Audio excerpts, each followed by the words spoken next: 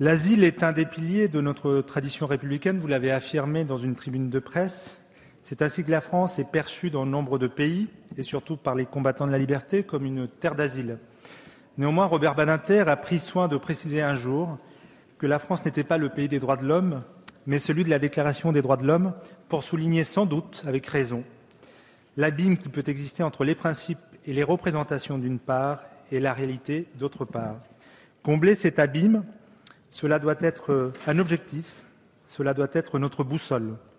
Le texte soumis à discussion aujourd'hui est de ceux qui tissent un lien entre nous et le reste du monde. Il est de ceux qui façonnent notre place dans le concert des nations, de ceux qui nourrissent le message universel que nous souhaitons encore adresser. Monsieur le ministre, Madame la rapporteure, mes collègues, constatons que nombre de nos principes fondateurs de notre République sont parfois mis à mal.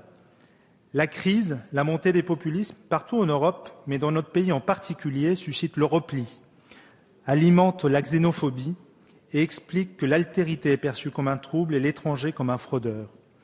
Alors, de deux choses l'une, soit au nom des libertés, du respect de nos valeurs, de notre Constitution et des conventions signées et adoptées par la France, on renforce avec détermination notre législation, avec la nécessité de rendre plus efficace l'application des directives et la Convention de Genève, soit, au nom d'une autre idée de la France que j'ai entendu se développer à cette tribune parfois, on met l'immigration et droit d'asile au discours sécuritaire, on pratique l'amalgame et d'une certaine façon, on abîme notre histoire. C'est une question de principe. Le projet de loi relatif à la réforme de l'asile a pour objectif d'améliorer l'accès à une protection de ceux qui craignent avec raison des persécutions en cas de retour dans leur pays. Une réforme était nécessaire. Insuffisance de l'hébergement, carence administrative, concentration géographique des demandes, avec comme résultat un accueil défaillant et des délais bien trop longs, insupportables même. Cependant, il nous faut, sur l'asile comme sur l'immigration, combattre les idées reçues, les discours démagogues et rappeler que la France est au 8e rang des pays européens les plus condamnés par la Cour européenne des droits de l'homme pour manquement à ses obligations. Il faut rappeler que la France est celui des 5 pays d'Europe rendant le plus grand nombre de décisions par an, celui qui accède le moins facilement aux demandes d'asile. 17% des réponses positives en 2013, une proportion qui s'élève à plus de 26% en Allemagne, à plus de 38% au Royaume-Uni, à plus de 53% en Suède. Monsieur le ministre, difficile donc de croire que le pays des droits de l'homme attire si peu les vrais réfugiés politiques, moins que le Royaume-Uni, moins que l'Allemagne, sans parler de la Suède. Or, en indiquant que ce projet de loi permet d'écarter rapidement les demandes infondées et vise les personnes réellement en besoin de protection, à savoir les bons demandeurs, on introduit cet esprit de suspicion funeste et l'idée que le détournement de la procédure au titre de l'asile serait aujourd'hui la règle. Ce n'est pas ma conviction et ce n'est pas la réalité. L'augmentation des demandes s'explique, vous le savez, vous l'avez rappelé, pour l'essentiel, par la multiplication des conflits. Ce projet vise à transposer de nouvelles directives européennes adoptées en juin 2013 avec comme objectifs principaux de statuer rapidement sur les demandes d'asile avec un délai moyen d'examen de 9 mois et de renforcer les garanties des personnes ayant besoin d'une protection. Le texte a pour ambition d'améliorer cette protection des demandeurs d'asile et il faut reconnaître que vous apportez des améliorations, à savoir l'enregistrement plus rapide des demandes, en 3 jours, la possibilité de présence d'un conseil lors de l'entretien avec l'officier de protection de l'OFPRA, la prise en compte du critère de vulnérabilité, l'introduction d'un recours suspensif devant la Cour nationale du droit d'asile pour certaines procédures accélérées, l'attestation permettant aux demandeurs Dublin de se maintenir sur le territoire et d'accéder au dispositif d'accueil. Sur ce point, et contrairement aux dispositions de la directive, il est regrettable que l'OFPRA ne soit pas saisi de la demande d'asile et ne soit pas non plus compétent pour examiner la demande, le préfet restant seul compétent pour déterminer l'État responsable. Cependant, des améliorations ont été apportées par la Commission et je crois en effet que le débat parlementaire permettra d'accomplir d'autres avancées qui me semblent nécessaires, notamment sur le dispositif d'hébergement directif. Ce dispositif répond tout autant à une exigence de gestion des flux qu'à une exigence d'accès à un hébergement avec un accompagnement de qualité. Soulignons en effet qu'en cas de refus de l'hébergement proposé, le demandeur perdra son droit aux allocations et en cas d'absence injustifiée, sa demande sera examinée en procédure accélérée.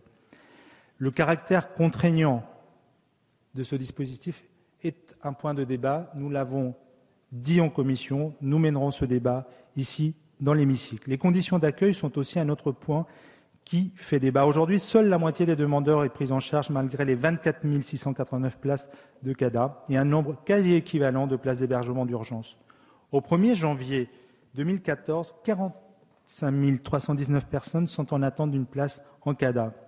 Les demandeurs d'asile étant plus nombreux dans les hébergements qui ne leur sont pas destinés que dans ceux créés à leur intention.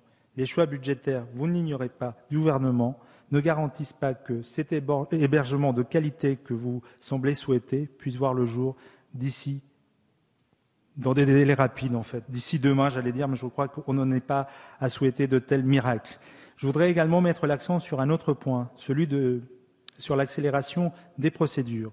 Il faut pouvoir conjuguer, et je sais que ce n'est pas simple, la volonté de statuer rapidement sur les demandes d'asile avec un délai moyen de 9 mois, et donc le souci de juger vite avec l'impératif du respect des droits et d'une bonne justice. Mais vous le savez, les décisions rapides peuvent parfois avoir tendance à devenir expéditives.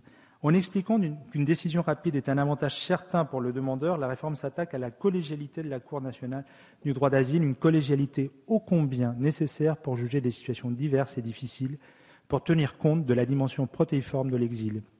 La collégialité est essentielle en matière d'asile, notamment la présence de l'assesseur nommé par le HR, qui apporte des éléments importants avec une connaissance fine du terrain, des conflits, des situations géopolitiques.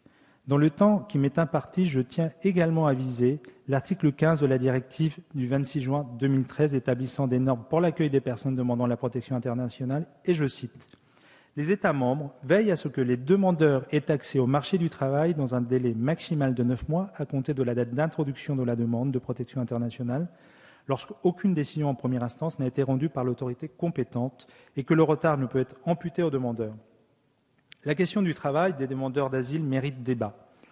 L'idée que l'octroi du droit de travailler aux demandeurs d'asile agit comme un facteur d'attraction supplémentaire, une sorte d'appel d'air, n'est nullement démontrée. C'est en effet l'Allemagne qui enregistre le plus grand nombre de demandeurs d'asile aujourd'hui, mais c'est la Finlande, l'Espagne et la Suède qui autorisent pourtant les demandeurs d'asile à travailler dès la fin du délai de 9 mois. Le travail est un vecteur fort d'intégration.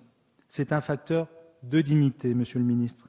C'est dans ce contexte que j'ai proposé un amendement visant à permettre aux demandeurs d'asile l'accès à la formation et au droit de travailler sans que la situation de l'emploi ne lui soit opposable. Monsieur le ministre, j'ai souligné les améliorations et les avancées dès le début de mon intervention, mais je ne peux faire abstraction du fait que ce projet de loi contient également des articles qui demeurent préoccupants. En effet, le texte prévoit le maintien des mineurs non accompagnés en zone d'attente qu'à titre exceptionnel. Pour ma part, un mineur non accompagné ne peut faire l'objet d'une mesure de maintien en zone d'attente, et ceci sans aucune possibilité d'exception. Il prévoit également la multiplication des hypothèses dans lesquelles les procédures peuvent être accélérées, même à l'égard des mineurs. Il renforce le rôle joué par le préfet dans le déclenchement de la procédure accélérée. Ainsi, l'inscription d'un pays d'origine sûre sur la liste établie par l'OFPRA, qui compte désormais 16 États, a pour conséquence le placement des demandeurs d'asile ressortissants de ces pays en procédure accélérée. Je plaide, comme d'autres, pour la suppression de cette liste contestée et contestable qui gère avant tout les flux, comme l'a rappelé notre collègue Lelouch. Il faut au moins un renforcement des modalités d'établissement de cette liste, mais aussi l'instauration d'un mécanisme permettant d'agir dans l'urgence, d'où les amendements de repli que je propose, des amendements qui sont également déposés par des collègues socialistes. Les cas examinés en procédure accélérée sont nombreux. Réexamen présentant un fait nouveau, refus de relevé Eurodac, dissimulation d'identité, dépôt d'une demande après 90 jours de séjour en France, demande déposée pour faire obstacle à une mesure d'éloignement, menace grave à l'ordre public, demande sans pertinence ou manifestement infondée. En 2013, 25,6% des demandes ont été examinées en procédure prioritaire, 17% des premières demandes et 88% des réexamens. Monsieur le ministre, Madame la rapporteure, chers collègues, le droit d'asile, nous devons le garantir pleinement et le renforcer. Cela doit être l'objectif de nos débats. Le visage de l'asile a changé. Le demandeur n'est plus simplement ou seulement un combattant de la liberté persécuté par son État. Il peut être aujourd'hui une femme en danger au simple titre de son genre. Ça peut être également un membre d'une minorité. Il peut même être aujourd'hui un réfugié climatique. Ce projet de loi ne répond pas de manière satisfaisante aux préoccupations majeures exposées précédemment et dénoncée à coups de rapports et de recommandations non seulement formulées par les associations de défense des droits de l'homme, mais également par le Défenseur des droits et par la Commission nationale consultative des droits de l'homme, qui sont des institutions de promotion et de protection des droits de l'homme de notre pays. Notre groupe attend beaucoup des débats dans l'hémicycle, en espérant que la volonté de dialogue manifestée par notre rapporteur en commission, que je veux ici remercier, trouve un très large écho au sein du gouvernement. Merci. Merci, mon cher